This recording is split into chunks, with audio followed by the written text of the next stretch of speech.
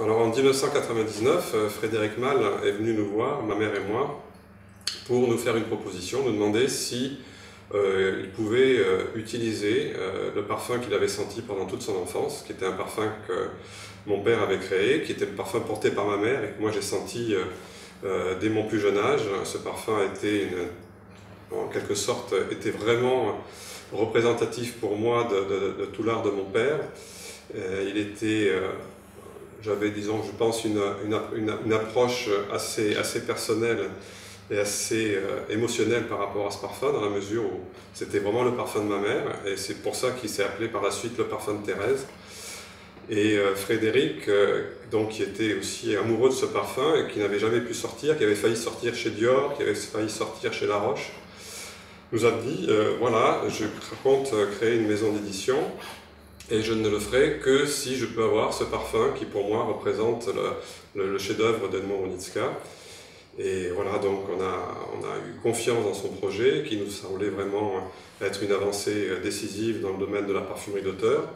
Et ma mère et moi, donc, nous avons donné notre accord pour que ce parfum soit lancé et surtout dans les conditions où il l'était, avec justement ce respect du créateur, le fait que le nom des créateurs soit sur les flacons.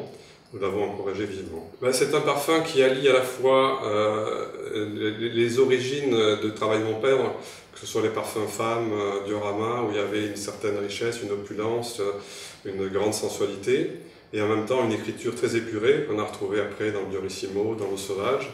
Donc on pourrait dire que c'est un petit peu la synthèse de toute ce parfum à lui seul représente toute l'évolution de mon père, toute sa créativité depuis le début jusqu'à ses dernières créations. Et c'est un parfum qui a évolué aussi, que moi j'ai vu évoluer pendant une vingtaine d'années, donc qui a eu le temps de se bonifier, de se patiner, de pouvoir être sujet justement à l'épreuve du temps, avant de pouvoir être lancé. C'est un parfum qui était en quelque sorte à l'avant-garde au moment où il aurait dû être lancé, dans les années 60, et qui finalement a attendu pratiquement 40 ans avant de pouvoir l'être définitivement.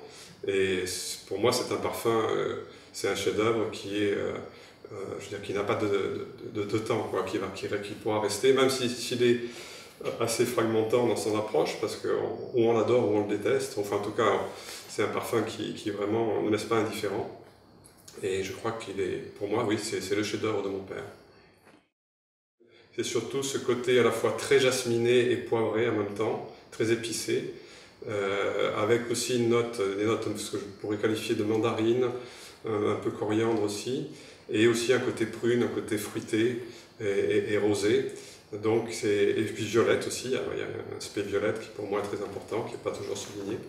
Et son surnom dans la profession, parce que tout le monde, enfin beaucoup de gens le connaissaient dans la profession, c'était la prune. C'était un parfum qui avait cette note prune caractéristique.